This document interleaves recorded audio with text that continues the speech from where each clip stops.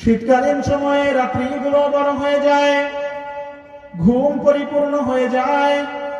এই জন্য রাসূল আকরাম সাল্লাল্লাহু তাআলা আলাইহি ওয়াসাল্লাম বললেন, রাত্রিগুলো যেহেতু বড় হয়ে যায়, এই জন্য তোমরা রাত্রিতে কিয়ামুল লাইল করতে থাকো, আল্লাহর দরবারে হাজিরা দিতে থাকো।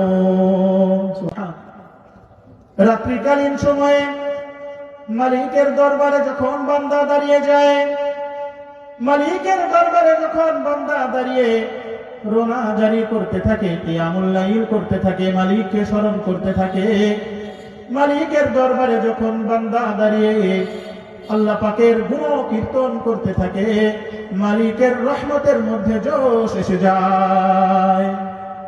ঠিক তদ্রূপ ভাবে বান্দা যখন গভীর রাত্রে নির্জনে যখন সকলে ঘুমিয়ে যায়, মালিকের দরবারে যখন বান্দা সিজদার মধ্যে লুটিয়ে পড়ে, আল্লাহর নবী সাল্লাল্লাহু তাআলা আলাইহি ওয়াসাল্লাম বলেন, রব্বুল আলামিন সিজদার মধ্যে এত বেশি পাওয়ার রেখেছেন, এত বেশি শক্তি রেখেছেন। বুখারী মুসলিমের হাদিসের মধ্যে আল্লাহর হাবিব সাল্লাল্লাহু আলাইহি ওয়াসাল্লাম বলেন, সিজদার মাধ্যমে বান্দা যত বেশি মালিকের নিকটবর্তী হয়, অন্য কোনো আমল এমন নাই যার মাধ্যমে বান্দা মালিকের নিকটবর্তী হতে পারে। সুবহানাল্লাহ। আল্লাহর হাবিব সাল্লাল্লাহু আলাইহি ওয়াসাল্লাম বলেন, আকরাবু মা ইয়াকুনুল আবদু মির রাব্বিহি ওয়া হুয়া সাজিদ।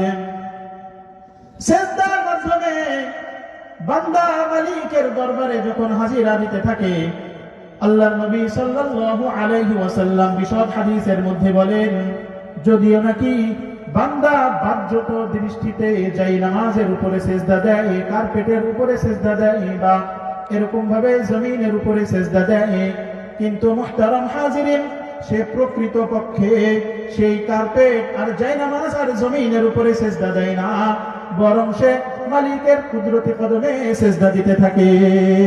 সুবহানাল্লাহ। আর যখন এরকম মালিকের সাথে তার মুহাব্বত পয়দা হতে থাকে, রাসূল আকরাম সাল্লাল্লাহু আলাইহি ওয়াসাল্লাম বলেন, বান্দা যখন রাত্রিবেলা নামাজের মাধ্যমে, রোনাজারির মাধ্যমে, জিকির, আজগার, তাসবিহ, তাহলিলাতের মাধ্যমে আল্লাহ পাককে স্মরণ করতে থাকে, আল্লাহ পাকের গুণ কীর্তন করতে থাকে, সে তার বান্দা থেকে আল্লাহ পাকের বন্ধু রূপে পরিণত হয়ে যায়। সুবহানাল্লাহ। আল্লাহ পাকের বন্ধু হওয়ার জন্য রাত্রিকালীন ইবাদত এটা অন্যতম একটা উপায়ের মাধ্যম। সুবহানাল্লাহ। আমরা আল্লাহ পাকের বন্ধু হতে চাই না? কি বলেন? বন্ধু হতে চাই না? আল্লাহ পাকের বন্ধু হলে ফায়দা কি? আল্লাহ পাক পবিত্র কালামুল্লাহ শরীফের মধ্যে বলেন, আলা ইন্না আউলিয়া আল্লাহ লা খাউফুন আলাইহিম ওয়া লা হুম ইয়াহজানুন।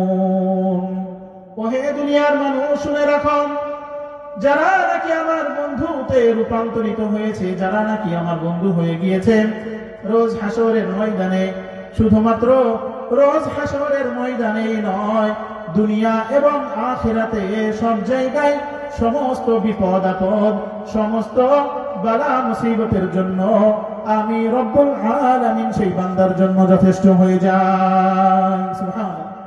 আলা ইন্না আউলিয়া আল্লাহি লা খাউফুন আলাইহিম ওয়া লা হুম ইয়াহজানুন।